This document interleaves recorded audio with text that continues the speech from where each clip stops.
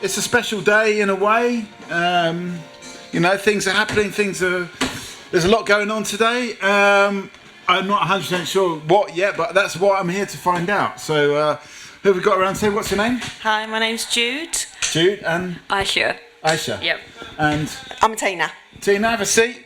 We've got Rick here. Rick. Well, we've only got a few people. Oh, do we need to do a sound check, don't we? We're all cool. We're good. Come and have a seat. Help us get this going. We don't have a subject yet. That's the thing. Has anyone got a subject they want to kick off with? That's how Talkaoke works. It's kind of up to you to decide what you want to talk about. Are you a resident here? Yes. Yeah. I just wanted to know what you thought about the Better Queensway project and what your kind of hopes were. I think it's a brilliant idea. Yeah. It does need to push up the reputation of the estate, because it's got a very bad reputation. But I have to say, where I live, my floor is absolutely wonderful. Yeah. I couldn't ask for better neighbours. Okay, so the people are great. Oh yeah, on my floor they're brilliant. Yeah. I've got a few friends up and down the building. Yeah. And we'll get together regularly. Okay. But it's good fun. But the entire estate, personally, I think it's got a bad rep. Yeah. Does it deserve a reputation? Do you know I have a quick question. I was going to say, what do you think makes it have a bad reputation, and what do you think would improve that reputation? The bad rep, basically, apparently we're all junkies. Right. Yeah, even though there's 70 odds, 80 odds in the building, but of course they're junkies. Yeah. A load of us have got children on the estate. Yeah. I mean, I've got a 13-year-old. Right. And I know other people who've got several children, and they can be typical kids. Right. But some of the adults who live here, I don't want to sound horrible, but are basically big kids. Okay, so maybe they haven't grown up properly. Come and get involved in this as well, Rick. Where are you from? Does it have a bad reputation? Yeah, I guess so. I'm from Hackney. Right. Okay. So that has got very bad. Does it have a reputation? I think at some point it kind of was a bit rough, but it's not got this. It's changed quite a bit since I've been there. Okay. Yeah. Okay. I mean, I think a lot of places, especially estates. There's a lot of estates have bad reputations, don't they? I don't know.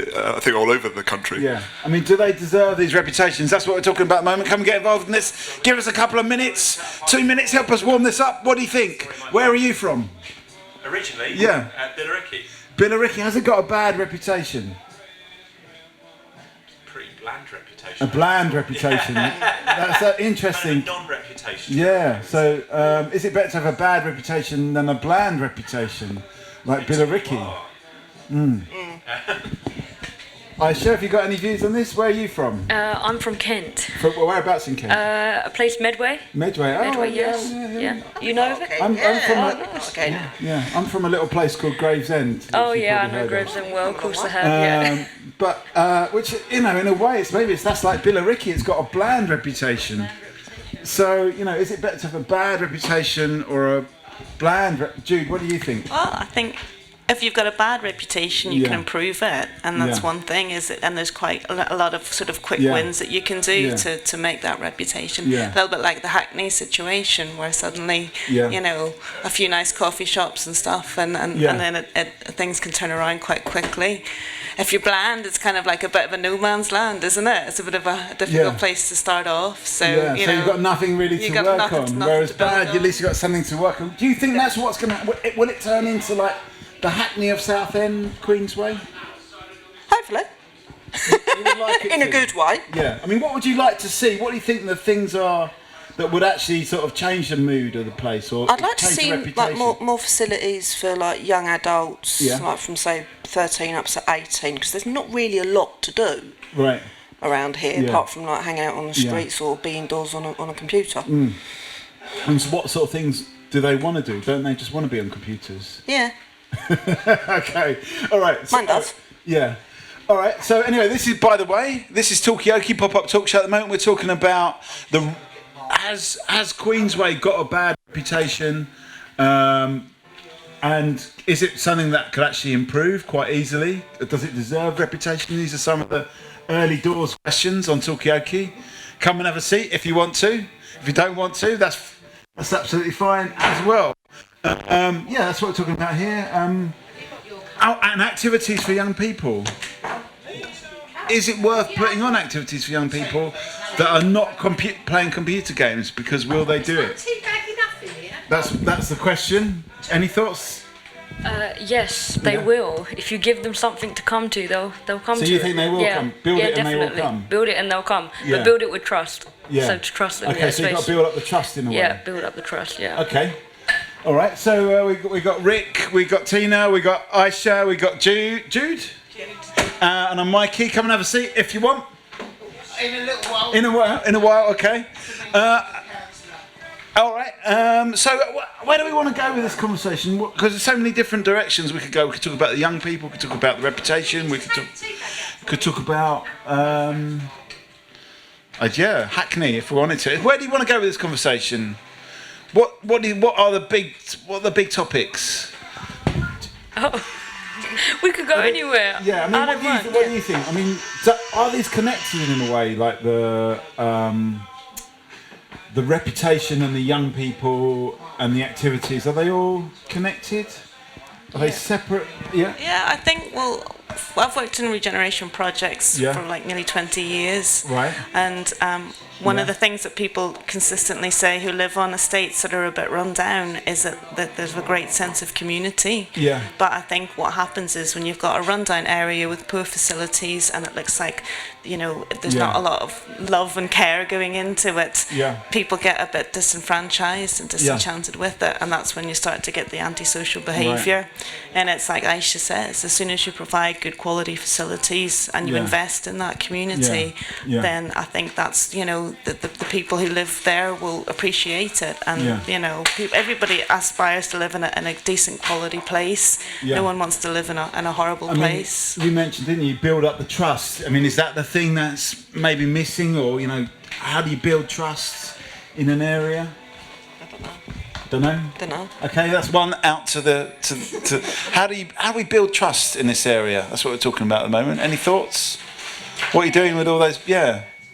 Resident events like this. Yeah, you think that's a good way to do it? Yeah, I think. Oh, I like being on the microphone. Hello. Can you sit down? I think resident events showing that we all care about the residents, helping them out. Yeah. Hang on. I want a final thought from you because you helped us get it going. Just drop in a final thought before you go. Yeah, resident events. Okay. Like you say, it's just face-to-face contact, getting to know people, listening to people is very important, and not just talking at them. Right. So making sure that you're listening and taking on board what people are saying to you. Okay, that's a good one. I agree. Just making the effort to start the conversation, and then building trust from there. Yeah. Okay. Okay. So that's a good point about listening. Do you feel? I mean, hopefully you feel listened to here. But do you think the residents are generally listened to? On the whole, yes and no. Yes and no. Yeah. When are they not listened to? It's hard to say really, because I'm or do you think it's a bit of a recluse. Yeah. So so maybe it's the question of like, is there a place to have a conversation? If you spend a lot of time indoors, is there actually a place to have a conversation? Rick, do you feel listened to? Yeah, I think so. Yeah. Yeah. In what sense, though? It's like, we're talking about building up trust. Like in your community, is there trust in your community? I think where I live, there's a bit of trust. Yeah. Yeah. I think people do trust. To some extent. I think people do know people. It's knowing who your neighbours are and just talking to. Yeah. So in a way, local, it's just the people in the area. So you kind of know who's there, who lives there, what they do, what they get. So a bit of knowledge. This kind of murmurs of conversation going around that that actually do build up into something. Yeah. All right. Well, thanks for helping us get this going. That's all right. I don't know when the cakes are coming out. Maybe we should ask Chloe when the cake's coming out. That's what we're all here for. We're here for cakes. Cakes and chat. Yeah.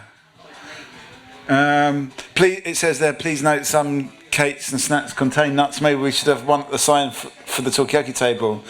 No, I know, but it doesn't say, please note some Talkaoke conversations contain nuts. Anyway, where do we want to go with this? Tina, where do you want to take this? Rick, where do you want to go with this? Come on and join in, help us warm this up. Yes, that's you. Yes, don't run away. So yeah, I mean, because I don't know much about the area. So what's happening about the Queensway? What's the redevelopment? Yeah, tell us what's going on, because I'm actually from Hackney as well, so I know nothing about. All I know about Southend is what's along the seafront. I'm not entirely certain. Yeah, that it's happening. But what is happening? Well, I've heard that in the next 5 years they're pulling everything down. Yeah. So I can't really see the point of trying to revamp it. Okay, so is this going to get revamped? Is it going to get knocked down? Is it going to be a bit of both? Yeah. I mean, what would you rather see happen? Complete renewal or like a spruce up? Probably a spruce up. Yeah? You think that would be okay? Yeah. Yeah. Yeah, because I do like living here. Yeah. It's nice. Yeah. So you think it just needs to be tidied up a little bit? Yeah. And what is like the worst point, would you say, of the area? In terms I think Jude like, touched on it. A lot of antisocial behaviour. Yeah. And again, like there's nothing for the kids to do. I'm thinking like something like Biker Grove. Yeah. Like what they did on that programme, have like a youth centre, like with say coffee, like little bar, or like coffee bar, and like pool, snooker. Like the table football. Yeah. So I mean, it's really about activity. Oh, the cakes are suddenly the cake question is being addressed. And activity, which is my activity. Well, come and have a seat on the table of chat. Let me just because get some, you can do that. You can do that here because it matches the table. Because what we're talking about. Do you want a drink? Yes, please. What would you like? What we're talking about is Tina here is saying that there's basically the biggest issue here is like antisocial behaviour, which is caused by young people having nothing to do. Okay. And you see like a sort of Biker Grove style centre of activities. Maybe without the Geordie accents, but you know, maybe make it more fun. But that sort of thing, like it's actually those activities which kind of distract the young people, but actually glue them together with the rest of the community. I think is what you're saying. I mean, what's your name? My name's James Colwell. We've got Rick, we've got Tina and Mikey. I'm the James Colwell. I'm the customer activation officer for Swan Housing, and my whole job is going to be working on the Better Queensway Estate to deliver a program of activities and get all the residents communicating and working together and understanding that who Swan are and we're here for the long term, and I'm going to be working with you. So I'm the man people are going to be speaking to on a daily basis here, basically, and everything really. To any sort of like issues, questions on the estate for Swan, I'm the man basically for the time being. So one of my programs is to try and work with all the residents and try and build up a real sense of cohesion in this estate, get you all talking, get you all relating to one another, and trying to work out what you guys need, and then we go from there. And then you can have one of these. And what do you think about this question? They look nice, don't they? You're not allowed them? I had my gallbladder out several weeks ago, so I'm not allowed them. That sounds like a... I think you're just getting these. So we're talking about activities. We're talking about what kind of activities would actually enliven this place. You know, I guess also it's about what's possible and what's not possible. Is a Biker Grove style centre possible? Anything's possible if people want it. So I think it's just about putting it out there, it'd be nice to get feedback from all residents and getting some ideas and what they want, and then putting them out and seeing what they would actually like. There could be some of that. I mean, you know, there's lots of groups and things we want to try and do, you know, getting parents involved maybe and their kids and all families on this estate, because you know there's a lot of things we can do, and as you say, it might bring down the antisocial behaviour if they've got things to do for older kids as well. So I've got some ideas, but it's all early days yet. Okay, so it's all about ideas at the moment, which is good, because that's our kind of stock in trade, ideas. This is Talkaoke pop-up talk show. If you want to come and have a seat on the I don't want to scare you away, but everyone's welcome to come and sit down. You might want to talk about the certain events that happened last night, noticing what's on your tracksuit trousers. Because that maybe wasn't the best evening, the most classic evening. But anyway, maybe we'll just pass that one over. We were talking about in the van on the way here. But anyway, so one of the things we're talking about is activities on the estate, how to deal with antisocial behaviour. What are the ideas as well? Because as you say, James, it's about ideas too. And you throw all the ideas out there, and it's what lands and what actually, as you say, it's what people actually want to pursue. Exactly. So, yeah.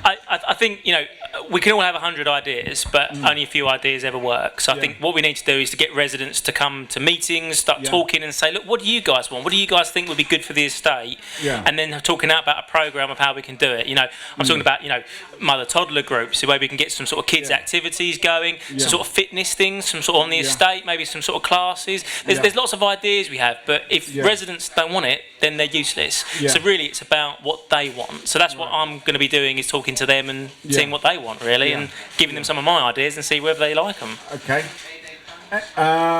Okay. So we've heard a little bit about Tina. Anything else that you think this estate needs? I think my son's going to have a lot of ideas though when he comes later on. Yeah. How old is your son? He's 13. 13. And 3/4. 13 and 3/4. Yeah. Isn't there a book about that? And 3/4. Yeah. But Angry and Mole. Yes. That's it. So it's the exact age. Oh yeah. Yeah. I think I read that when I was about that age, but that's a long time ago in the mists of time. Okay, so it's all for you. It's actually a lot more about what the young, more than what you want. It's about what you think the young people want. Yeah. And are they getting what they want? Do you think? In general, I wouldn't know. I mean, what about you? What's your son's name? Alex. Is he getting what he wants? Oh yeah. Or do we need to ask him later? Probably need to ask him later, because Yeah. all he does is typical teenager. When he gets in, stays in the room. Yeah. Stays in his room all day. What is he all doing day and all in night. there? He's on his computer, and we've got like we've got the Roku for the TV, so like he's on YouTube on there, as well as playing his own games. Not on the computer. So he's sort of like hooked up to. He's a normal teenager. Yeah, that's what they do. Yeah. I mean, remember Rick when we just hooked YouTube up to that giant LED screen, and everyone was on YouTube. Like maybe you could have something like that, like get a massive screen, so instead of them being on YouTube like by themselves, they could do it all as a social thing. Do you know what I mean? Obviously, have to keep an eye on what they. I guess people taking turns on what they want up there as well. Exactly. How do you actually manage that? Come and get involved in this. Yes. What's your name? We've got Tina, we've got Rick. You can do it. What's your name? Chantel, come and have a seat. My name's Mikey. Bring some cakes down as well, because all I've got so far is one tiny little cake. I'll bring the cake. Okay, thank you. So we're talking. Oh. There you go. Go on, this is. Oh, well, I'll eat a cake. I'll have a red one this time. Sorry, Tina, because they're all really nice actually. A bit too sweet. Do you want one, actually? Yeah, you don't really like sweet food, do you? Yeah. What, Rick? I know it's a long time ago. What did you do when you were a teenager? Went in my room and played computer games. Yeah. Okay, so nothing's really changed. Nothing's changed. No. Well, the computer games, the graphics have got better and the hardware's got better. So that's about it, really. What about and the internet's better. Did they have YouTube when you were a kid? Oh no. Well, watching videos was a nightmare. Yeah. Because you had to wait ages to download a video to actually watch it. So. Yeah.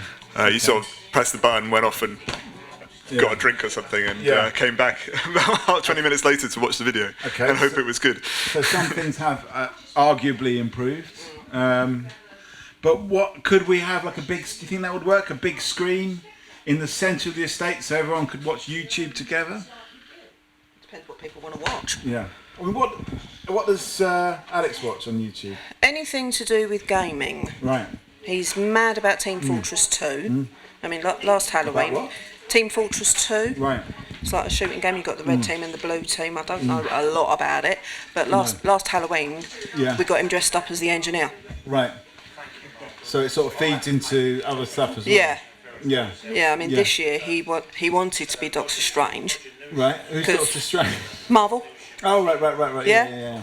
but the costume would have cost about 150 odd quid. Yeah. And I'm like, no way, I'm not spending that much. So we've gone with Thanos. Okay. Ultimate evil. Yeah. Okay. Who would you be? Oh, sorry, that's a coffee and not a microphone. Who would you be if you were going to dress up Halloween? We've got either Doctor Strange or Thanos. Rick, any Halloween ideas? Ming the Merciless, I'd probably pull off quite well. Do people still know who he is? I don't know, but I definitely would pull. Do you know who Ming the Merciless is? No. Explain. He's the bad guy in Flash Gordon. If you know, have they remade Flash Gordon? No, not yet. It's still the 90s. I think they did a cartoon. I think at some point. Yeah. So I don't know. That's probably more recent. Do you know what we're talking about? Flash Gordon. Have you seen it?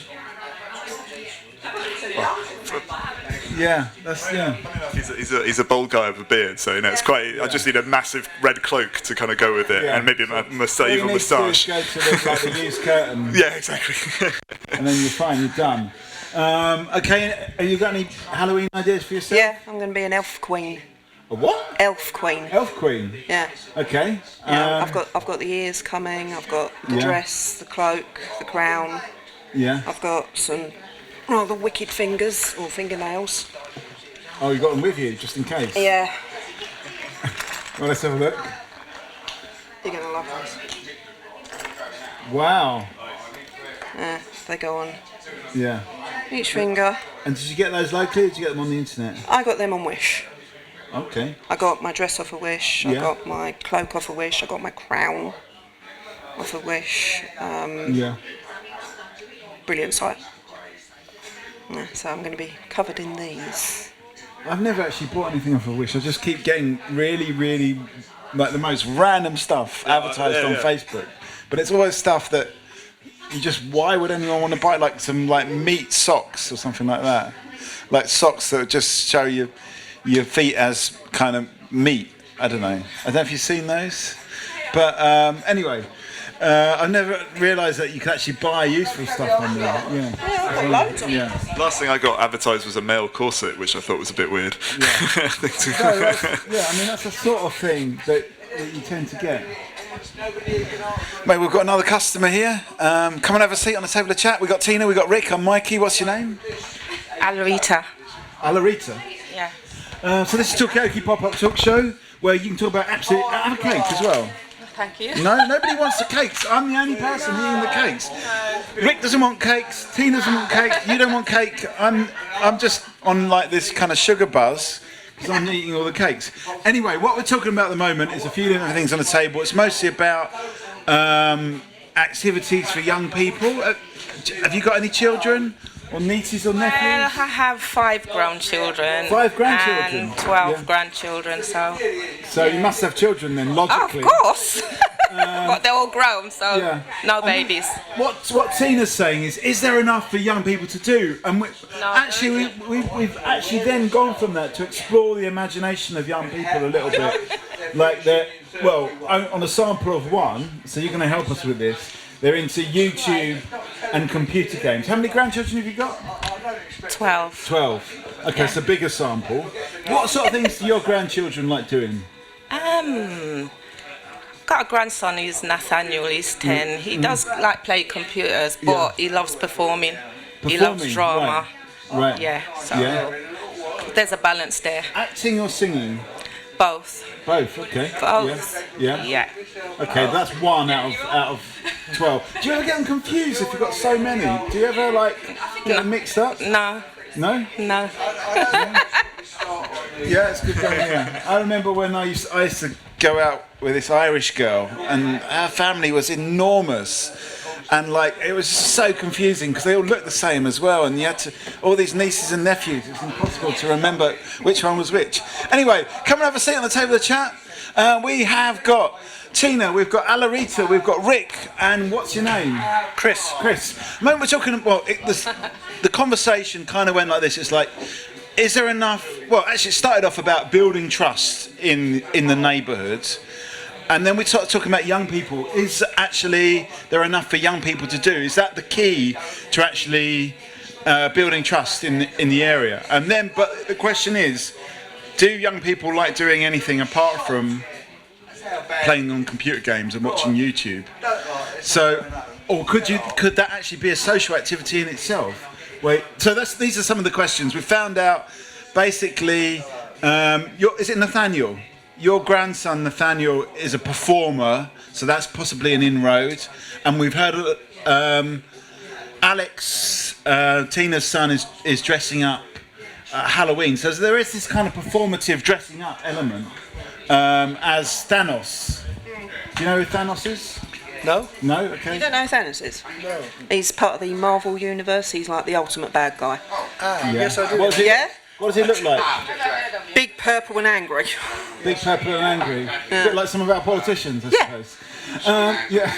Anyway, I'm not allowed to get political here. So any thoughts? Have we got any offspring, Chris? Yeah, I have offspring, and I think they're like everybody else, are into electronic stuff, and if you leave them alone in the corner, they will occupy themselves by working with that. But I think if you give them the opportunity to do almost anything else, barring work in their case, they'll do it. But they like to take part in stuff. They like opportunities sometimes to help other people, which I think sometimes the young generation has said not to be that helpful, but if you give them the opportunity, they can be really good. And sadly, old folks like me can learn a lot from younger people. You know, I forgot what it's like to be young, to be fair, and they can remind me. And you know, it's probably better being old than young, I think, because you know, I feel more confident now than I did before. Definitely, I think as an older person, I found definitely got more confidence. But I remind myself what it is to be young on a Saturday night after a few pints of lager. It all comes back to me. I think. All right, you've got computers, you've got the kids on laptops, got them on the mobile phone, but there should be a balance. There should be a balance. But how do you get that balance? Is it just about... you're the parent, you've got to discipline them. Yeah. Put a time limit on what they're watching. And put a time limit. This is how long I want you on the laptop or whatever. If they go over, then you take it away off them. Right, okay, so you've got to be quite strict with the... Well, you have to. Electronics. You have to, yeah. Okay. Because it can consume their minds. I mean, all these bad games. Because the children are watching it and they go out and copy. And stabbings, killings, because they copy. Right. Even certain movies that you watch, violence. Years ago when I was growing up, you didn't have violence and killing in cartoons, yet you see it in cartoons and stuff like that. Okay. Starts from home. Okay, so there's a few different questions there. Like, the one is about does all this violent content spill out into real life? Then there's a question about the discipline with the computers and the thing. So I mean, it's up to you. That's the whole thing about Talkaoke. It's up to you to decide where you want to take this. What side of that do you want to pick up on, Tina? Anything? But my son's a bit of an artist. Right. Okay. He's 7th year art teacher at school. He goes to like Cecil Jones, which also has a bad reputation. Right. Very bad reputation. But his art teacher basically described him as a cross between Quentin Blake, Pablo Picasso, and Vincent van Gogh. Right. Okay. I was like, wow. Yeah. Good company. Yeah. So he's certainly a good artist. He's a very good artist. I mean, how do you sort of like get that talent to sort of flourish? Is there anything that we could be doing here? Maybe it's one to go out to James as well, who's in charge of activities. We've got we've got an artist, a budding artist. Okay. Come and sit down. Give us a couple of minutes.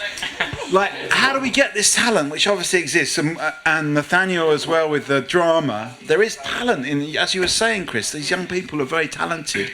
How do we actually bring that talent out? In the case of this artist. It's going to be, about what they would want to bring out in what format. So, if they want to, I don't know what sort of art they do, whether they want to sell it, we could look at sort of doing some sort of business training on the estate. If they want to have their own business of selling their art, if they want a place to be able to do it, we can offer some venues. It all depends on what it is, So, but it's about having a chat. I said without knowing more. Details, but so what are you saying? There's other skills and talents on the estate and things like that. Yeah, well, I mean, I think the question is more of a broad one. It's like, how do we get young people off of computers and doing stuff that's a bit more productive and actually does grow their talents as well, I think. Chris, have you got any view on this? Well, I think it's just about space encouragement, and when it talked about art, it's about exhibition space. Southend is, for me, is interesting. I mean, I'm not a resident of Southend, but I work here. There's a huge amount of talent pool around music, and a huge amount of talent around artistic pursuits, painting, sculpture. I meet it all the time. But what I see in Southend is not enough of it displayed. So if you provide some facilities like here, common space, to encourage people to do some make instant studios, and then if it can be displayed around Southend, that would make Southend a better place to visit, in my view. And the kids can see what's happening, give them an example, really, and I think following that would be great. So actually, so the gallery point is a good point. I think it's like, how do you actually display your work? How do you get your work? And that's in the case of Alex, the artist, but we've also got Nathaniel, the performer. Well, his mum, she's amazing. She runs a charity called Get the Kids Out, which is with Southend Council. So she does a lot for the youth as well. Are there a lot at the hub and places for people to perform? I'm not sure. I mean, it's sad that all the youth clubs have closed down.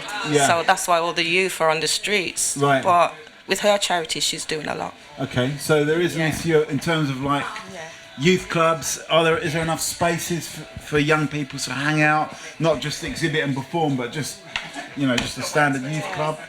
I don't know. Rich, have you any views on this side? Oh, well, I mean, youth clubs is a massive issue. I think it's a shame they've all closed down, really. But I don't know what else I'd say. So many empty buildings just sitting there rotting away. But then it's all about the money as well, isn't it? So what do you do? I think there is a lot of common space and unused space around Southend, and certainly, if you go down the high street, there's some of the shops that are not open anymore. It's actually more about effort than it is money. If if the Borough Council commit to helping to get these places open, actually all the young people need is open space. You don't need special facilities. Okay, you need the toilets, that kind of stuff, but really there's nothing special about it. Just a space to be together and then to develop whatever they want to develop. If it's performing arts, there's a place to perform. If it's painting, sculptures, places to do that. You mentioned something earlier on about confidence. I mean, is confidence an issue? Because you were saying that, well, at least when you were younger, you were less confident. Do the kids have the confidence to go and sort of do these things in these spaces? I think they have confidence in certain areas. Strange, I admit, I started my life as an art school. A student in art. And you're not the only one. Yeah, that's right. There's a lot of us about. They're not doing that anymore. But I do recall at that time, whilst you were really well trained in some of the skills of an artist, you developed an absence of confidence as you went on, so it got worse. People were critiquing your work, and that's not good. So I think generally, you can look at young people and think they appear to be confident in certain areas, but a lot of it's a veneer. And as you get older, the veneer drops and you are confident because you don't care that much anymore. So if you can combine the older generation who has some understanding of its past this way with the children, kids, not children, and give them a measure of your confidence and encourage them to do things, to just take a little stretch and put it kind of out there, then I think if you can put it out there without the critique that I used to have as an artist, they will flourish. So you've got to make sure you're quite positive to actually boost that confidence. You can, and I think you can, if you stand by people.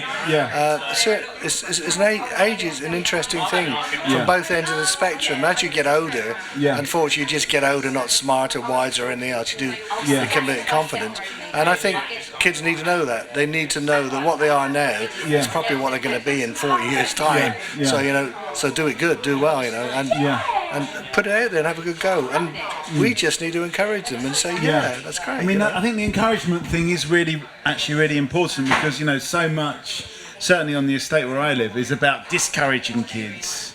Rightly so, because we're discouraging them from, like, hanging around in the stairwell smoking. But we want to encourage them to do stuff as well because it's got to be one with the other. Do you know what I mean? So you have to have. If you're encouraging them to do something, you have to have the facilities to be able to explore those, whatever their ability is. If they're good at art, then it's having the ability to go and show their art or something, or having that. So Yeah, come and have a seat on the table of chat. We're talking. You're a photographer. We're talking at the moment about encouraging. I want a final thought from you before we go, but let me just put this question to the photographer. Like, young people developing their arts, how do we encourage them, give them the confidence to actually show their work, to go and find spaces to show it in, to actually connect with, have a bit more confidence in what they do? Go out, do it. Yeah.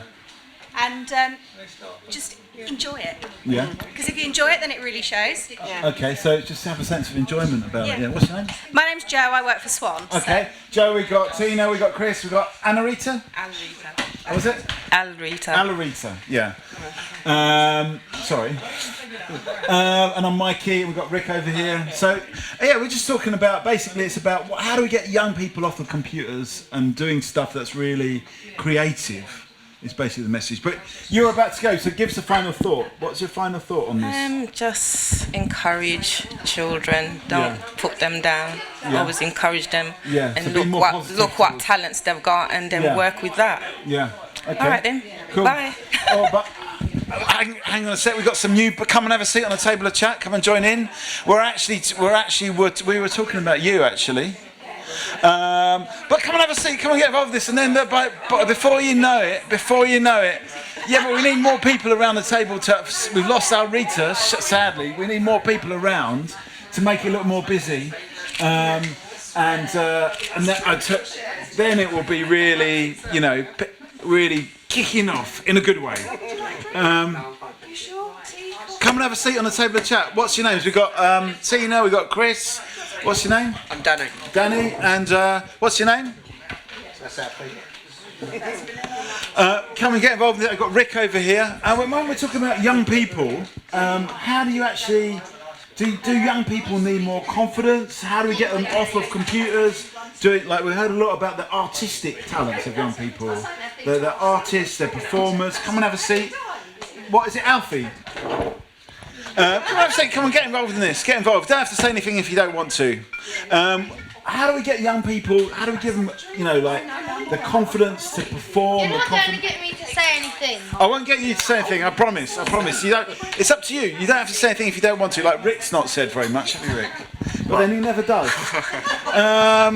So yes, but what we're talking about is how do we get young people to get to have that confidence that maybe older people have got.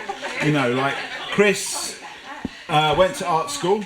Did, yeah. And do you still do art, or have you just kind of stopped doing it? I build and paint motorbikes, custom painting. I've done that for all of my life. Yeah. And that's like sculpture to me. Yeah. And that's what I do when I'm not working. Yeah. And I need more time not working so I can do that, to be fair. I mean, in terms of this question about encouragement, do you need encouragement? Do you need encouragement, positive feedback to do that? Or does it come from actually just making the stuff? It comes from making the stuff for me now. Yeah. But I think when I was younger, that's a different place, really. You need to be told quite clearly that it's okay to do this. You know, and what you're doing is okay. And then you need to be given the space to do it. And I think that was lacking in the mid-70s, dare I say. Yeah. I know it shouldn't be, but it was. So there wasn't really much, you made art, but no one said, hey, that's great. Everyone was like, oh. They're all very critical of it, because if you're an art student, then you have to conform to the requirements of, getting a degree in art and everything like that. Any views on this side, Rick? Have you had any brushes with the art world? I was an art student for 6 years, so yeah. You're an art student for 6 years? How did you manage that? 6 years? Yeah, exactly. No, I did a foundation, then I went and did graphic design, and then I realised I didn't like graphic design, so I went and did a degree in fine art. So that was what about the question of encouragement? I think I was encouraged by family, definitely, to do it. At art school, I did feel encouraged at art school. I guess the issue was when you finished art, it was kind of, when you finished your degree, it was kind of like, right, off you go, and you're like, what do I do now? I have no idea how to actually make a living out of this. Okay. So, there is an issue. Come and have a seat on the table of chat. We have got Tina, we've got Chris, we've got Danny, we've got Alfie, we've got Rick, and myself, Mikey. Yes, you can do it. Come and get involved in this, come and join in. Don't worry, it's electrically safe, it's been tested. anything on this side? I mean, are you a creative person? That's just a yes or no answer. You're not going to answer that. Is he a creative person? He is, yes. Yeah. Are you a creative person as well? So. Yeah. No. Oh, suddenly we've got I'm an very answer. artistic. You're not creative. But you are creative. Yeah. Okay, what way are you creative? Everything. Everything. Do you like art? Do you like singing? Do you like acting? What's your kind of main thing? All right, I'll come back to you in a minute. Are we doing enough to actually kind of like get that creativity going? Do you think, Danny, could there more be done like in this area, in this zone? They do need a bit more stuff around here in the area, but it's just depends on what they want to do and things like that. Like he's more like for playing computer games and things like that. So I mean, one of the questions on the table is like, there's two questions. One is playing computer games, does it lead to a world of violence and destruction and chaos? Does the violence and chaos of the computer game bleed out into the world, which is one thing that was said earlier on, or does it not? And then if it does, how do we encourage kids to do other stuff apart from play computer games? These are a couple of the subjects on the table. And what I am sort of picking up is it's about building their confidence, getting them to do other stuff. They will do other stuff. I still wish I was playing computer games. I just don't have the time at the moment. So, okay, I've got some computer games. I've got a list that I'm trying to get through, but I'm doing it very slowly. Have you got any particular computer games that you'd like to do? I haven't. No one say what I'm talking about, but I'm halfway through Dragon Age and I haven't completed the third one yet, so I need to go play that. Age. But I'm now playing another one. So you know what you're talking about? I'm on a very long list of games and I haven't got time to play them. So come have a seat on the table of chat. This is Talkaoke. Are you a computer game? Yeah, I do. What do you play? GTA. Call of Duty. Yeah. Modern Warfare. Yeah. Brawlhalla. That's a good one. Something like Brawlhalla. Yeah, Brawlhalla's platform game. Okay, come on, have a seat. Come on, go and get on with this. I mean, one question. Do you think that, like, say for example, Call of Duty, just off the top of my head, does it make people more violent, or does it? Three of my pals who used to play GTA, not GTA, Call of Duty, are now in the army. So right. So, but is that? So is that a good thing? I know a lot of people that are on the streets right now that also used to play it. So it's all about your mindset and what you want to do in life. Right. The game can only influence you so much. What you want to do in life. So for instance, it influenced them enough that they wanted to shoot guns. That they've gone to the army. They didn't go into crime. So they've done it in a more legitimate way. Yeah. Okay, we've got a new face at the table. What's your name? Alistair. Alistair, we've got Rick, we've got Alfie, we've got Danny, we've got Chris, we've got Tina and Mikey. I don't know if you've been listening to the conversation. We've been talking about computer games and creativity. You don't play? Have you ever played computer games? No. No, me neither. I have to say, it never really grasped me. But I used to do Donkey Kong. That was a while ago. Yeah. Now you're talking. Yeah. I remember Donkey Kong. Yeah. Okay. But that's not really a video game. You're not doing it at home. That was an arcade game. Yeah. Are you drawing a distinction between video games and arcade games? I don't know. I mean, do people play arcade? Give us a final thought before you go, Chris. I think kids are great. They're noisy, but they need to be encouraged to do things and given some space. So it's good to have a mixture of ages, and it's not just about kids, I think. But if you have a mixture of ages working together, they can learn a lot from each other. There's great things. Okay, so you would rather see things happening where there's a mixture of different ages. I would. Doing stuff together. You're agreeing as well. Yeah. Talking about like the arcade games, my husband loves Bubble Bobble. What is that? It's sort of like Pac-Man, but not like you got like this person like going along eating all the bubbles, avoiding all the bad guys. Right. And you got like loads of levels, and they get harder and harder and harder and harder. Yeah. Give us a final thought before you go, Danny. Dunno.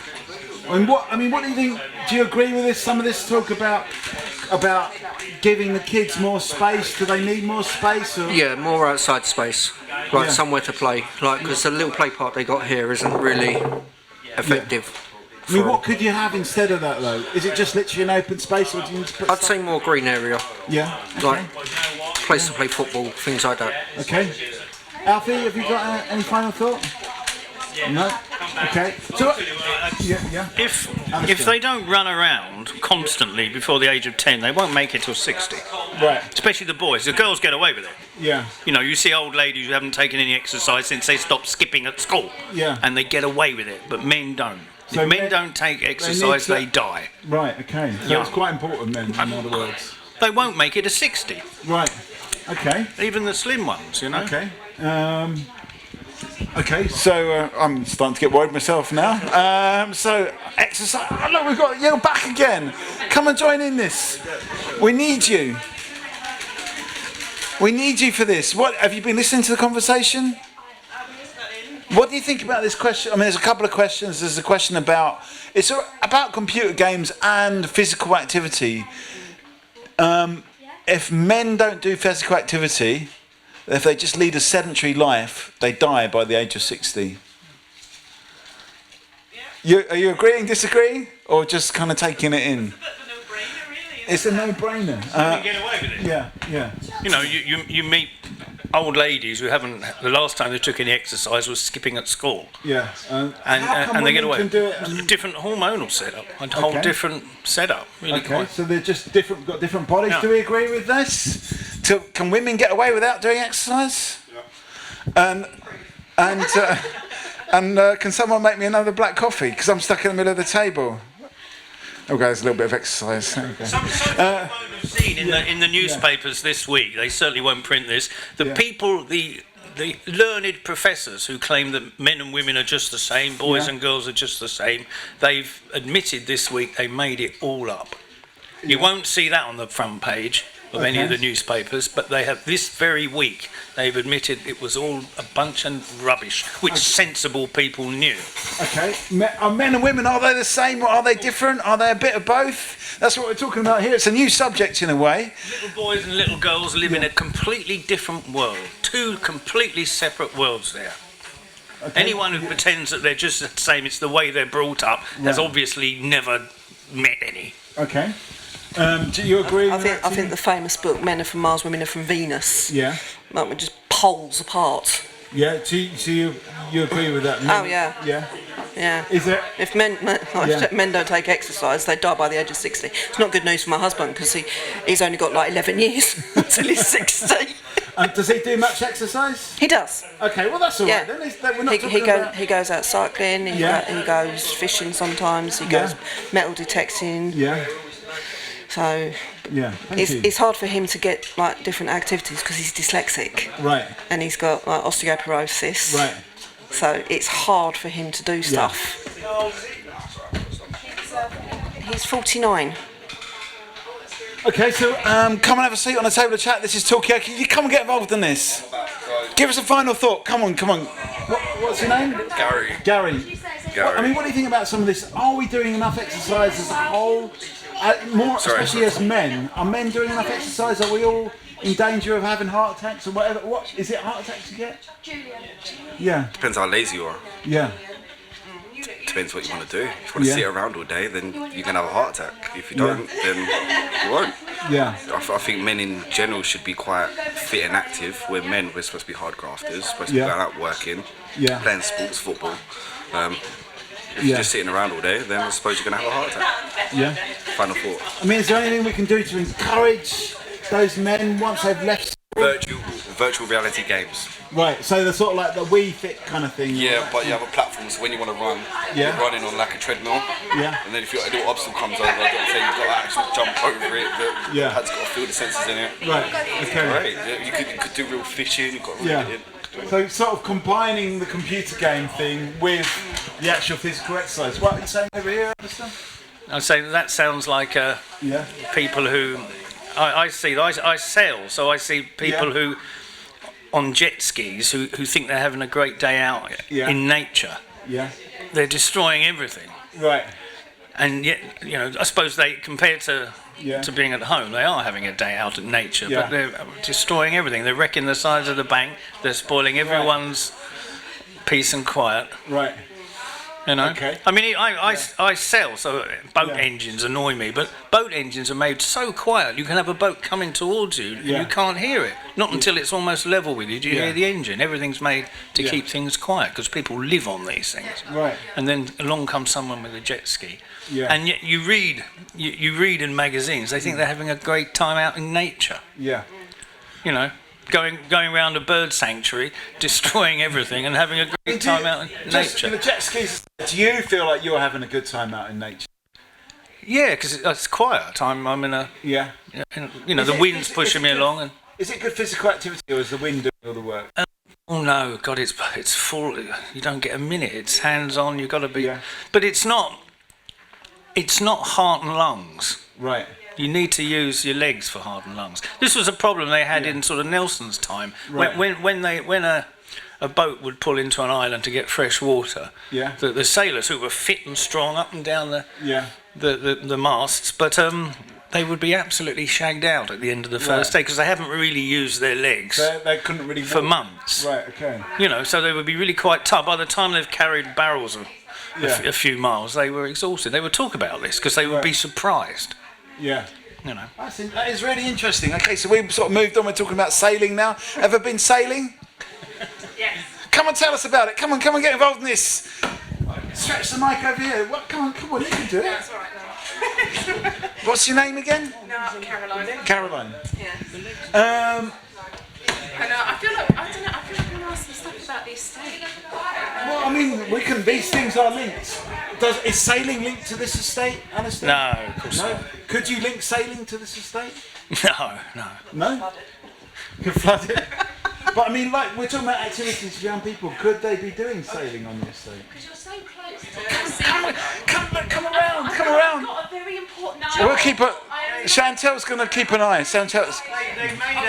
They made a dinghy. I think it's a Laser 7 or something. They made this sort of 15, even 20 years ago now. Yeah. And the idea was that you can put it on your roof rack. Yeah. So you don't have to have a yacht club membership and all that. And they sold almost 100,000 of these things. Yeah. But of course, people do it for a few times, don't they? Well, for 1 or 2 years. Yeah. And then other things happen. They have kids. You know, they move away. Yeah. Their mother gets ill or something, and they don't do it again, and it sits there rotting. Yeah. I think that's what. Yeah, my brother's got one of those boats. That he hasn't. I don't think he's used it for. Laser something. Yeah, it's a Laser 2. He's got. Is it? Okay. Yeah, but that's the 2-person one. Oh, is it? Yeah. Hence the name. Yeah. Anyway, we're talking about sailing. Could it be an activity that young people do here? Would it give them a sense? Would you like to do sailing? Sailing. You can't. Would you like to do sailing? Safety. No. No. Have you ever been sailing? Do you realise? Come and join in anyway. What kind of activities should young people be doing? What would actually encourage their imagination, encourage them to sort of do activities? We've heard a lot about art and performance. I was suggesting, but I think so far it's... You couldn't do it because the insurance would be prohibitive. Yeah? It's all right if you just go down there yourself and have a great time. Yeah. But as soon as you're responsible for other people, the whole system is set up so that you can't do it. And that's deliberate. Absolutely, yes, absolutely kind of deliberate barrier. Yeah, it's deliberate. Okay, that's an interesting point. Yeah. All right, give us a final thought. I know it's totally off like the Better Queensway subject, but there's going to be a multi-million-pound refurbishment down by Seaway Car Park. Yeah. And I think that's going to bring a lot of good, like, positive attitude to this area. Yeah. Down by Lucy Road, where like the nightclubs are. Yeah, the big car park there is Seaway. Yeah. What's going to happen to it? There's going to be like 50 million spent on, as far as I know, an IMAX cinema. Right. Yeah. There's going to be a Hollywood Bowl there with 20-lane bowling. There's going to be a Travelodge hotel there, and there's going to be loads of stuff. About 500 parking spaces. For different cars, so obviously that's going to bring a lot of like employment to the area. Yeah. But I think it's going to be brilliant, like especially for like youth. I mean, bowling. I love bowling. Okay, so it's going to be. But will the young people be able to afford these kind of things? as far as I know, IMAX is very expensive. Right. So I don't know whether that's going to impact on the Odeon that's up here. I mean, that's not exactly cheap. Yeah. Okay, well maybe that's another possibility. Could we be having a little mini IMAX in here? An affordable IMAX. We could have an iMac rather than an IMAX, just the singular. We could probably afford that. Okay, so where do we want to go with this conversation? Thank you, Tina. Thanks for being our very first customer today. I didn't notice your Doctor Who bag. Just a wee bit. Who's your favourite Doctor of all time? All of them. All of them? Yeah, they're all the same person. Okay, fair enough. I appreciate that. So you don't have a particular... Who's your favourite regeneration? Classic or new? It doesn't really matter. Either. Well, whenever I take a quiz, I'm always compared to Tom Baker's Doctor. Tom Baker, okay. To me, that's Doctor Who. Tom Baker's Doctor Who. Yeah. Okay. I think Chris Eccleston is very, very underrated. Christopher Eccleston. Yeah. I actually agree with you. I'm not supposed to give an opinion, but I will on this one. Christopher Eccleston, I thought was a class doctor. Yeah. Did you know at the time though he was suffering with anorexia? I didn't know that. No. Yeah, that's why he didn't last so long. Right. I didn't know that. That's a whole other subject. Yeah. Anyway, we need some people. We need some more punters. Come and have a seat on the table of chat. Yes, that's you. You can do it. You're having a conversation. We could be instrumentalising this conversation. What are you saying over here? We're trying to work out which one Christopher Eccleston was. I can't remember. He was the one. He was the doctor with the northern accent. I haven't had a television for 20 years. So. Me neither. But I think the last time I ever watched TV was when Christopher Eccleston was on Doctor Who, and they said, "How can you be a time traveller or a time lord if you've got a northern accent?" And he said, "Lots of planets have got a north." Anyway, which I think was my favourite line ever from Doctor Who. Come and have a seat on the table of chat. This is Talkaoke. We're talking about whatever you want to talk about. Come on, yes, that's you. You can bring your ice cream. You can bring one for me as well, for that matter. What's the weather like out there? Pleasant. Is it? Yeah, not too windy. Well, it doesn't matter, does it? Well, yeah. It'll blow you over. It's good for us. Come and have a seat. Come on, you can do it. Yes. Try out the microphone. I've spoken to this guy, but I don't know who you are. His boss to make sure he doesn't do it again. Well, then we definitely need to talk to you. I'll talk to you then, yeah. So we've got, I want to know absolutely anything and everything. So we've got Rick, we've got Alistair, my name's Mikey, what's your name? Glyn. Alistair, have you got any thoughts on what would you like to any subjects? So far we've been talking a little bit about computer games, how to get young people off of the screens. We've talked a little bit about sailing. Could it be an activity for young people? No, is the answer to that one. Why? Insurance. Prohibitively expensive. It's too expensive, because Alistair does sailing. So, as soon as you're responsible for other people, now you've got to have insurance and all. It's not just enough to chuck a life jacket at them and off you go. Because as soon as you're responsible for people, you've got to have training, costs money, you've got to have insurance. It's just, forget it. Yeah. I had a conversation with somebody about sailing the other day, and let me preface this with, I know nothing about sailing. Yeah. I've never sailed, I've been on a ferry, that's about it. But somebody came up to me at an event 10 days ago and said, what happened to the kind of Southend Council run Marine Activity Centre? Because their children, boys living by the sea, can't access all the kind of pleasures of the sea because there's no way to do it. I said, well, I'll have some conversations with some people. This is a dangerous bit. Is it a dangerous bit of sea? Christ. Why? There's 12 knot currents out there. Right. And huge mud banks. Right, okay. So it's not the best place for a learner. Not. This is not Florida. Let me come back to Glyn. So the point that was made to me in conversations I had was, actually there are a number of yacht clubs along the estuary. Yeah. And for the your joining fee of £20, You can go out as many times as you want as a young person. Right. And the kind of quid pro quo of that as a parent is you help out every now and then. That might be pulling pints at the bar at the end of a Friday evening, which is hardly hard work for people. So there is an entry point, Yeah. which is probably cheaper than you would have paid at the Marine Activity Centre to hire, I don't know, a kayak or something, thinking, well, this is easy, I can go out there, I can do that, and then hit the 12 knot currents. So you've got the supervision, you've got the structure, you've got the accessibility, and that was news to me. I've got young children. I'll be trying that out. So I think it's. I mean, you're talking about further towards London? No, in Southend Borough there are a number. So there's one in Lee, there's one in Thorpe Bay, there's the Thames Estuary Club. Right. I think there are 3 or 4.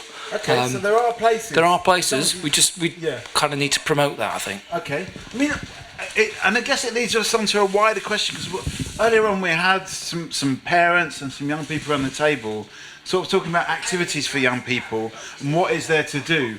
But is it that the things are out there to do? It's just about knowing about them, where to go and how to actually connect with those things? I'm sure that's part of it. I've got young children. Yes, I have the same frustrations about getting off tech and spending too much with screen time. We need to make alternatives just as accessible and just as kind of just as easy and attractive, if you like. I'm not sure we always put the effort into promoting and direct marketing that we should, but I think the activities are out there. Yeah. So marketing, you think, could be a part of the recipe? Old fogies like myself market through old fogey marketing means, and actually that's not what my 12-year-old, 10-year-old or 9-year-old, it's not how they need to be marketed. They need to tell me how to do the marketing, and I need to listen. Right. So that's part of that dialogue. I mean, it's funny because earlier on we were hearing about listening as well. You've done a lot of listening. Come and get involved in this. Yes, you can. Look, you've got no customers. We got Glyn, we got Alistair, we got what's his name, Rick. We got as well. I'm Mikey. Come and have a sit down. Come and get involved in this. Are we getting the marketing right when it comes to young people's activities?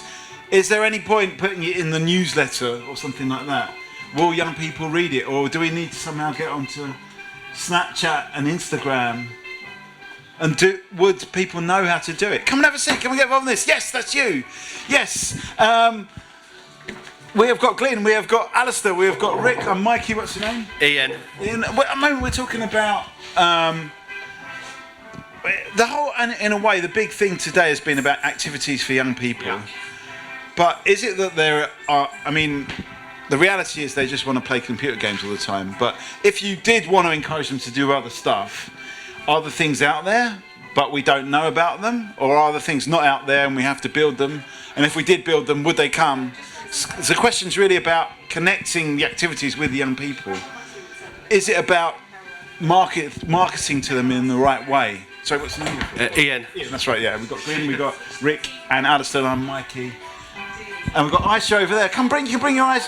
You're the youngest person. I mean, do you need to market to young people in a different way? I mean, a newsletter's not going to work, but No, a newsletter's not going to work. How do you get young people to know what's going on?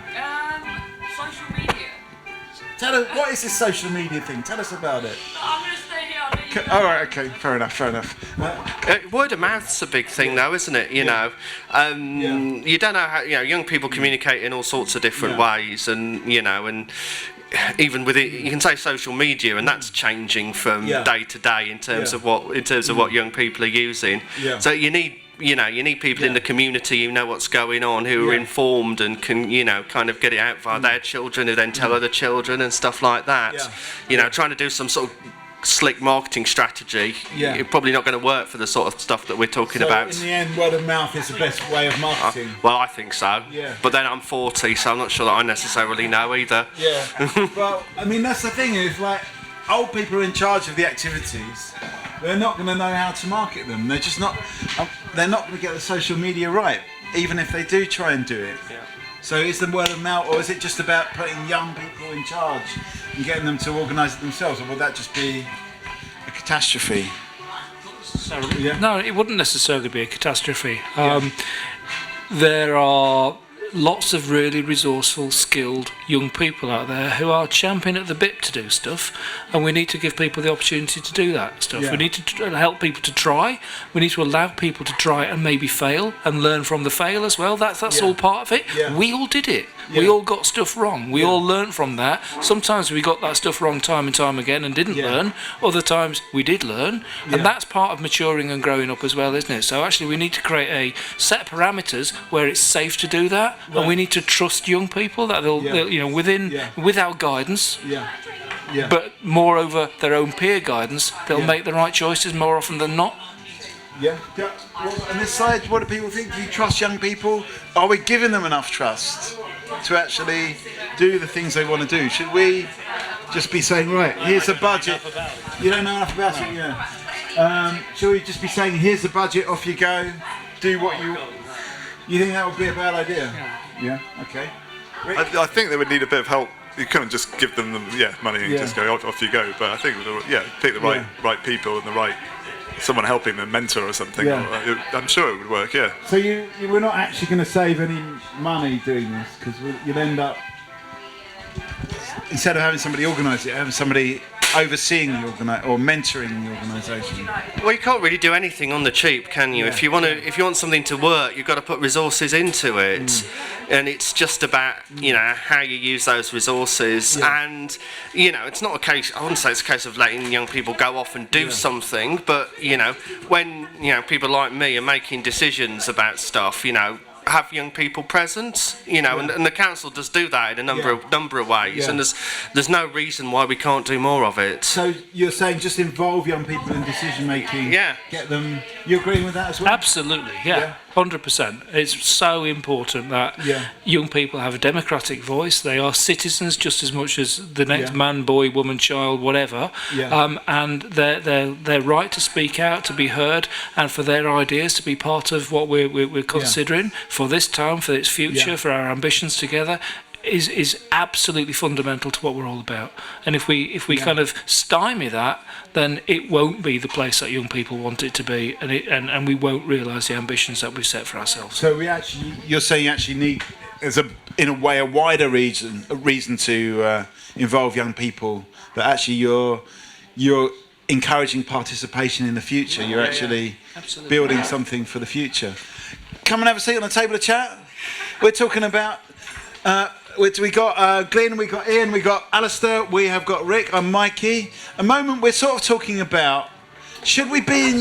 You can bring your ice cream, this is ice cream proof. Replace me. Oh, hang on a sec, Ian, we need a final thought from you before you go. So give us a final thought. And Aisha, come, you're one of the early punters. Come forward, this is a crucial conversation about how do we involve young people in the participatory structures of today, and what will that do for tomorrow? Will it actually build a more coherent society tomorrow? That's what. So we've got Aisha, we've got Glenn, we've got Ian. What's your name? Margaret. Margaret, welcome. And we've got Alistair and Rick, and I'm Mikey. Any views on this? What do you think? What's the question? Well, the question is about young people and how to involve them, because we kind of stopped chewing the fat about activities for young people, and we kind of realised that you've got to get young people to organise it themselves, be it the promotion, what they want to do. They know their own channels of communication. Yeah, I agree. And then Glenn's saying, well, actually, it goes deeper and further than that. These are active participants, and it's a democratic kind of premise that these people are actually involved in not just activities but decision making. But do you agree with that, and how do you actually encourage that, make that happen? Yeah, I 100% agree with that. I think you do need to give them a voice and a say, and it comes back to that element of trust, giving them that little bit of a voice in the decisions that are made, and then slowly building up that relationship with them. So the more they do, the more you will trust them. Yeah. Well, it works both ways as well, and more they will trust the process. Yeah, exactly. That's what they need. So you've got to kind of grow this a little bit. Yeah, definitely. It's not just going to spring out one day out of nowhere. Yeah. It takes time. Okay. Margaret, have you got a view on this? Or should I just get this final thought off of Ian? I mean, all I say, I mean, you've got to have the young people. They're the future. I mean, it's all right for us sitting round here, but you've got to get their views because they're the future. I mean, we might say what we want, but it might not be what they want. So you really need to, and you need to get them young as well. Okay, young as possible. Yeah. Final thought. Yeah, I think it's really important. You know, I think there's always a tendency to look at young people as being the problem, and if you just look at the media and what have you, that's what you see. Yeah. But I mean, I think increasingly, you know, you're looking at young people wanting to address some of the really big issues that we face as a world. I mean, look at all the work that kids have been doing on climate change when they've been more sensible than the adults in many ways. But you know, why do you think that is? Why do you think that young people are taking on that more passionately than older people? Oh, that's a big question, you know, and I think different generations, I think, look at things differently. Yeah. And I don't know why it is, but I think it's great that people are coming forward with like that. But you know, there's no if young people can be really sensible on the big issues like that, there's no reason why we can't involve them in a more local bit in terms of what they can actually do, what they want to do, what they want, and what they can do to improve their area as well. Because at the end of the day, it's the place we all live in. Okay, interesting point. That young people are actually taking the initiative when it comes to things like climate change. Is this a sign that we should actually trust them a bit more? Alistair, have you got any views on this? Yeah, very strong views, but you won't want to hear them. Oh, I definitely want to hear them. Things like climate change. Yeah. Kids are well indoctrinated by their left-wing parents, aren't they? Not parents, sorry, teachers. Right. And they're taught a load of old nonsense about something that really isn't in any way settled. Right. And then they're out there, climate change warriors, and the left's going, yes, we got 'em. Right. These are our soldiers for the future, and it's just you've got to give them both sides of the story. You've got to in everything. That's propaganda. Absolutely. Propaganda. It's always the left talking about get them young. Yeah, get them young. Then you can do loads of damage before they're old enough before their immune systems are in place. But in terms of participation, at least they're participating. In the wrong way. You're participating when you've got an illness, haven't you? You're making some creature's life better, but it's not any good for you or the society you live in. Right. Okay. So some disagreement there. Are more kids involved in climate change protests because they're more sensitive to the propaganda? School. This is what we're doing, and we're all against racism, and we're all against when there wasn't any, you know, and we're all against climate change. Well, climate change is as natural as breathing. Okay. Any thoughts on this side of the table? And what do you think about that? Is it a lack of almost like critical voice that they're just swallowing these arguments without really? I think. All right, it's a bit. No, not really. Like you disagree? Yeah, I disagree. Yeah. I mean, kids don't just do it for not kids. Like young people don't just do it for the sake of it. Yeah. They do it because they genuinely want to get their point across. They don't. Are they hearing both sides of the argument? Yeah, I think they are. I don't think they're as naive as you think they are. I think they do listen to both sides of the arguments and then go about what they want to do. Yeah. Okay, well let me come. Glenn, have you got any thoughts? Yeah, I mean, I disagree. But if we want to try and kind of take a sort of an analytical approach to that. All information is propaganda insofar as it comes from a particular viewpoint. It's promoted in order to transmit a particular message. So whether or not it's pro this, anti that, or whatever, everyone's kind of got it's got a view, right? It comes from a premise. what's really important in the idea, what we're discussing here, is the enabling of participation by young people. So whether they are responsive to something which you fundamentally agree with or disagree with is almost moot. Actually, giving people the voice and the opportunity to kind of speak up, be heard and take action is a really, really fundamentally good thing. Even if further into their life they then say, actually, I got it wrong there. Lots of politicians, start off with one party, move to another party or whatever. What it does, though, is they kind of retain that democratic voice and the principles of participation and being part of their communities. That, I think, is a fundamentally strong thing for our society. Right. Okay. That's citizenship. So you're basically saying they might be wrong, but the participation, the right way would vote again until they do vote the right way. Okay. Same as has been done in Italy and Ireland, and it's being done here, isn't it? Okay, and we'll have another vote until you vote the right way. Okay. But I mean, what about this? Because guess what we're talking about? Come and get involved in this. Any views on climate change, young people, democracy, any of that? Not really. Well, come and have a seat anyway. We've got. I've got an ice cream habit. Are you going to come back? I don't know. Maybe. Give us the final thought for now. No, I'd rather. All right, come back then, come back. So, come and have a seat on the table of chat. We have got Aisha, we have got Glyn, we have got Rick. My name's Mikey. What's your name? Dave. I mean, this whole conversation all started off because we're talking about young people. There's this perception of them, they spend most of their time on computer games, but then we've heard that actually they go out on the streets campaigning against climate change.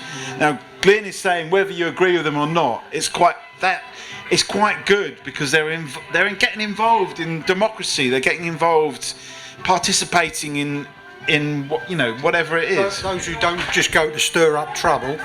You think some of it could be about making trouble as well? Yeah. Yeah, and they're not that bothered about the... No, rent a mob. Yeah? Okay, so you think there's a bit of troublemaking going on as well? Oh, yeah. Okay. Any views on that? Is it just about making trouble? Come and make trouble with... Yes, that's you. You've taken a picture now. That means that you're morally, if not legally, obliged to come and sit down on the table of chat. We're talking about young people. Are they just stirring up trouble? Well, if they are, why don't you take these people and involve them in the process? Yeah. Yeah, they might be stirring trouble because they want But that's actually, they want their voice to be heard. That's action in a way. So that... I mean, I will say, Dave, that quite often we do Talkaoke with young people, and they do like to stir up trouble on the table. But we can actually use that positive energy, as you say, to get a conversation going. So, yeah. Nor is stirring up trouble the preserve of young people alone. Yeah. There are lots of adults, older adults, who stir up trouble. So, absolutely. Same as at football. Yeah. Some of them are accountants, solicitors. Yeah. And they go. Any particular team in mind when you say? There's a few of them. Yeah. Please think about Chelsea. Yeah. On which note, I better go. Anyway, we won't dwell on it. But give us, Glyn. Final thought. Yeah. I think involvement of whatever kind, whether it's whatever is motivating that interest, but involvement with other people in community, building a sense of community is absolutely fundamental to Southend as a town and with all our aspirations, and it's absolutely what we should be encouraging to people to do, and giving the people a way in to do that is what it's about. I mean, can I just ask from what you said, is, like, in a way, politics or even party politics a little bit too separate from that just general kind of like community kind of interaction? Yeah, my kids don't give a stuff about politics, but there are things that matter to them, and they want to have a conversation about, and we need to enable them to be able to have that conversation with people who properly listen and take note of what's said. Yeah. Okay, that's a great final thought. Thanks very much. Thanks for getting involved. We need some new punters on the table, though, so come and have a seat on the table of chat. Where do you want to take this, Dave? Do you want to talk about... What do you want to talk about? Football hooliganism? Do you want to talk about young people? Do you want to talk about something completely different? Not really. Any subjects at all? Not really. Okay. Aisha, where do you want to take this? What do you think about some of the things that have been said? Are you surprised? Are you... Shocked, not surprised. You're shocked. Yeah. A little bit surprised, but. I mean, for you, where do you stand? Because we're talking about climate change. What you think about climate change? It's happening. It's happening. Yeah. Because because we had someone who's kind of saying, well, is it all just a kind of big ruse to get people into left-wing politics? They do climate change in this country, all these protests, etc. But places like China and Russia, they don't, and they're a couple of the worst offenders.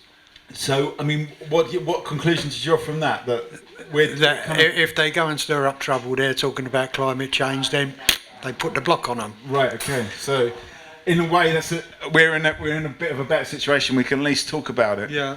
Okay. Come and get involved in this. Yes, that's you. You can bring a cup of tea down. What's your name? Tina. Tina. Oh, another Tina. I'll have to go. Okay. A final thought, Aisha? Final thought, yeah, just get young people involved. It's better that they're involved than not being involved. Are we, in a way that, let's put it this way, the invitation, are we getting the invitation right for young people? Well, as that, I don't know what his name was, Ian, I think it was. There was Ian that was sitting where Dave is now, Yeah. and there was Glyn sitting next to you. Yeah, as Ian said, word of mouth, but there needs to be something that starts that word of mouth conversation. Yeah. And I genuinely do think that's social media, but in the right way. Yeah. Yeah. But I think the problem is, like, people don't know, certainly the over 40s don't know how to play social media. So they're in a way, are you on social media? No. Facebook? No. Instagram? Snapchat? No. No computer.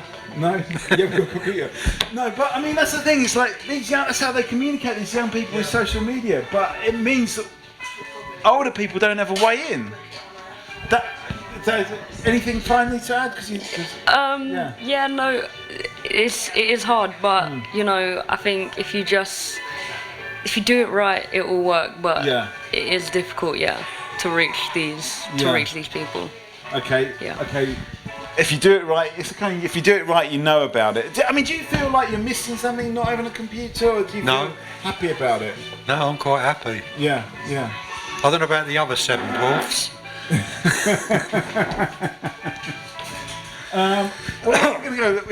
We could have a natural break now. It's just you, me, and there's anything wrong with the people around the table, but I feel like, you know, these things ebb and flow a little bit. Do you know what I mean?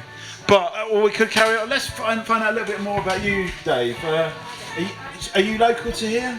Yeah, just down the road. There's been a few subjects on the table. Mostly it's been around young people, though it's not actually been young people on the table. But what do you think about the area? Do you? Well, I've only lived here about 4 or 5 years. Yeah. Is it a good area, would you say? Better than the area I come from. Yeah. Where's that? Central London. Central London. Whereabouts? Islington. Islington. Okay. Yeah. So you feel like you've kind of moved up, come to Southend. Yeah. Well, it was a case of having to when I was made redundant. Right. So it's the cheapest place I could find to buy a house. Right. I see. Plus, the boy worked at Liverpool Street and get a train straight through. Yeah. So till he got made redundant. Oh, right. Okay. Now he works up by the airport. Right. I mean, we could take this up, like, in terms of, like, in terms of jobs. I mean, are there enough jobs out there, do you think? I don't know. Well, I don't go looking for them. I'm retired. So you're retired. You've kind of given up with that one. Oh yeah. The old woman finds me enough to do indoors. So you're local to here, but you think, and what is better about here than Islington? Well, it's a bit more peaceful. Yeah. Not so many mobs walking about. Yeah. Although it's probably getting worse around here now. Yeah. But I don't go out at night now. Sit and watch the telly. Yeah.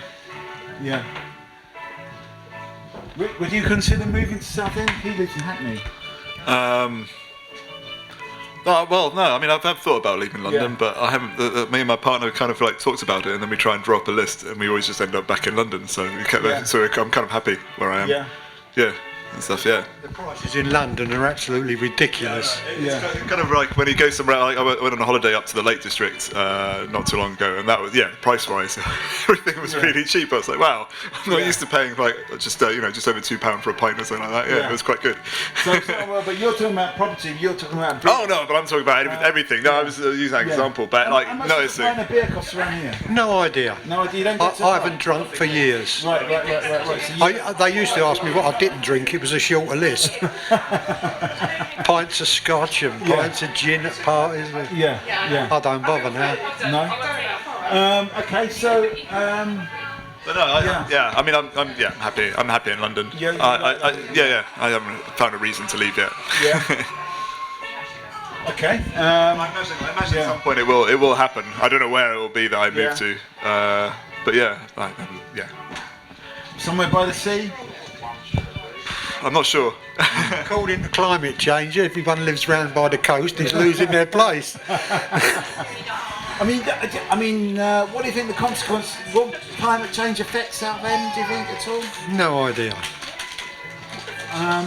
Do you think that it is as big a problem as these young people say it is? Probably. Yeah, you think it probably is? Yeah, well, the ice caps are melting and seas are going up. Yeah.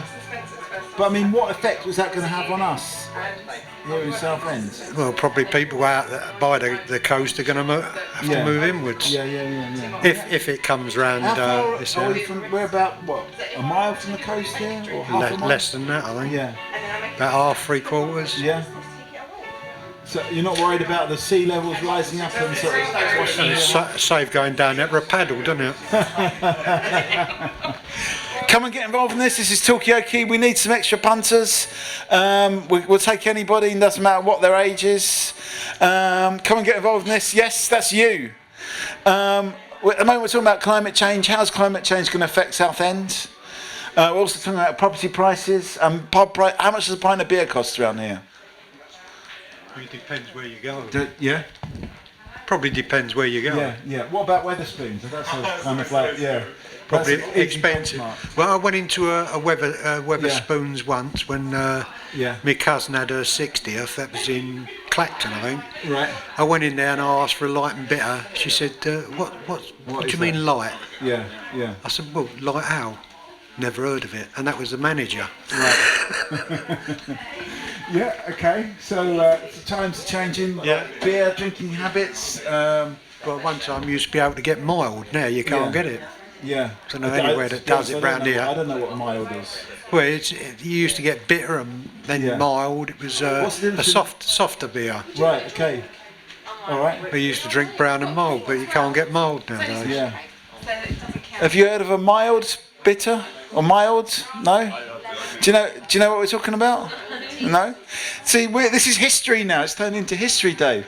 So it's a kind of drink that they used to drink back in the day. You can still get mild. You can still get mild. Yeah, but it's not like every pub you go into you're going to have a mild. So. Yeah. And that's probably has been there for donkey's years. Yeah. It's probably just been sitting in the barrel. Waiting for someone to come It's probably vintage. Yeah. It's pre-mild, post-mild. Anyway, we need some more people to come and sit on the come and have a seat on the table of chat. That's you, yes? You shouldn't be saying that. You should come and sit at the table on the chair, not on the table. Oh, come on. All right, come and sit on the chair by the table of chat. Yes, that's you. Come and tell us who you are. We've got Dave, we've got Rick. What's your name? Terry, come and have a seat. And come and have a seat. We need some people to come and sit down, but also need some subjects. I feel we're a bit lacking in subjects. Caroline and Chantel have given us nothing so far, apart from a black coffee. So we do need some subjects. Have you got any subjects to throw? What are the big subjects? What are you talking? What are the young people talking about? Nothing. Computers, music. What? Are they talking about music? No, I don't know. What do you talk about? Nothing. Do you talk to your friends or do you just like text them? Gossip. Okay, well, tell us some gossip. We can deal with that as well. Maybe it's not for public broadcast. Yeah.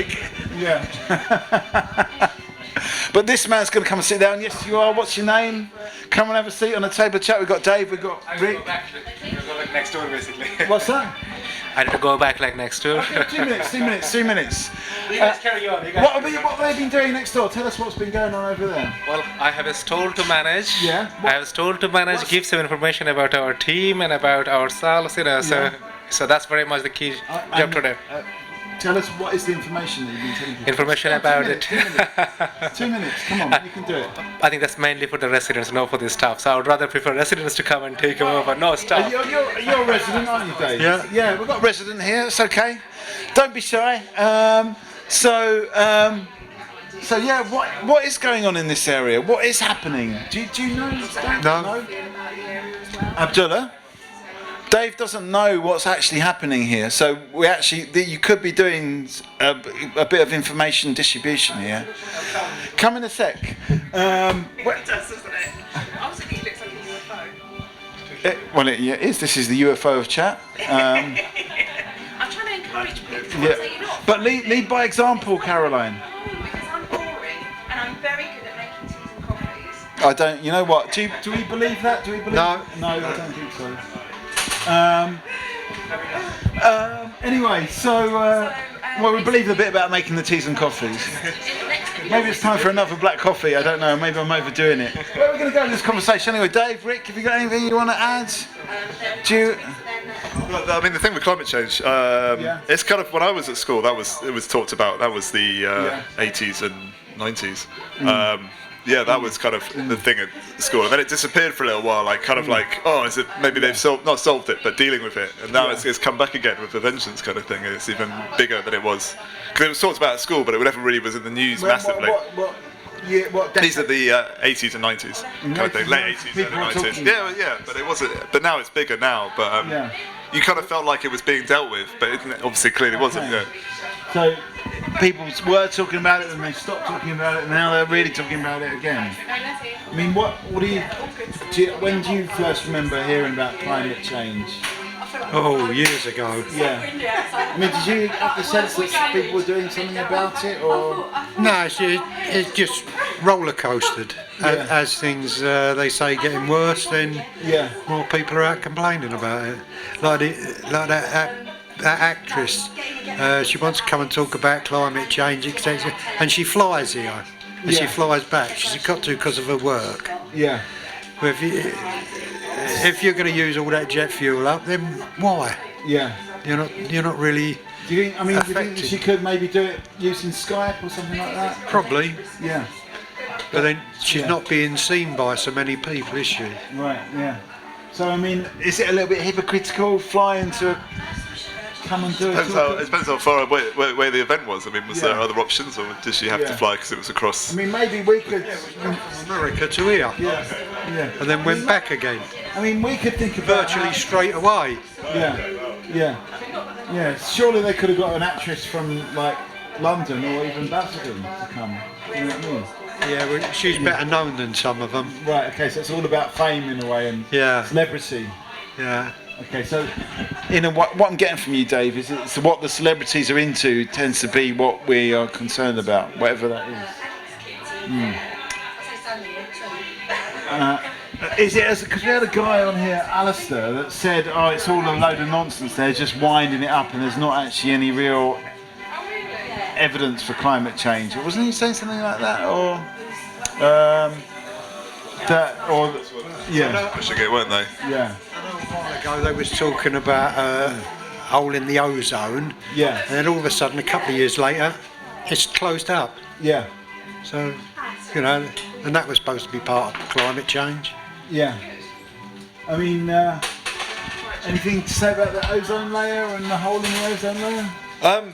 I don't actually know what the state of that is. They were saying there was a hole appearing in the ozone layer, but I don't know what happened about that. I've not read up on it. After a while, they found it was closing up.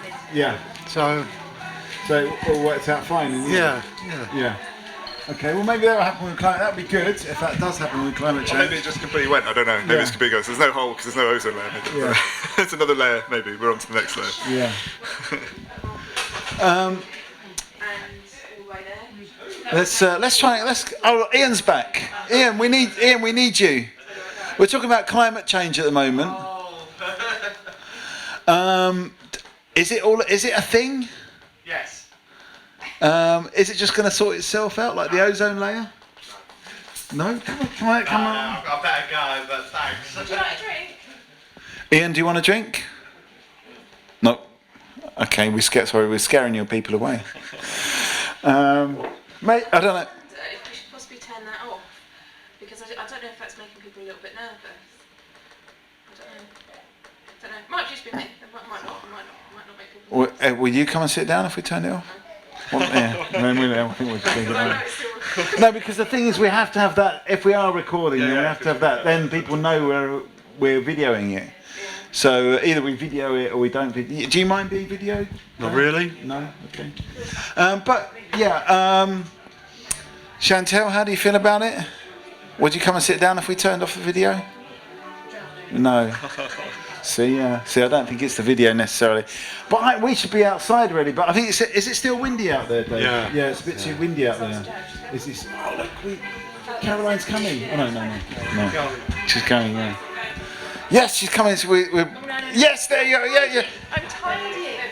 Okay, what about this man here? Come and have a seat on the table of chat, young man. Oh, he's gone again. Do you guys want another drink? I think I've had too many coffees. What about this person here? Come and tell us who you are. He's taking it very seriously. Right, okay, where are we going to go with this conversation? Oh, home. Okay, give us a final thought before you go, Dave. Or you can stay here. No idea. Okay.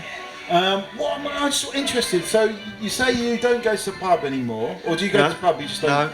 No. You don't. You don't go out. What kind of things do you do then when you're indoors? Watch the telly. Watch the telly. And do decorating during the day. A lot of DIY. Gardening, yeah. Yeah. So your place is pretty. No. You've still got work to be done on it. Yeah, you start on one bit and then another bit and then another bit and then you go back to the start again. Yeah. And that's supposed to be a fallacy, that. Starting to paint the fourth bridge and going back and starting again. Yeah, that didn't happen. No? Okay, I mean, I've been across the fourth bridge a few times. I've never seen anyone painting it. And apparently there's somebody supposed to be there permanently painting it. So break. Yeah. Anyway, is that your final thought? Yeah. Don't believe all these things. Okay, maybe it's time for us to have a break.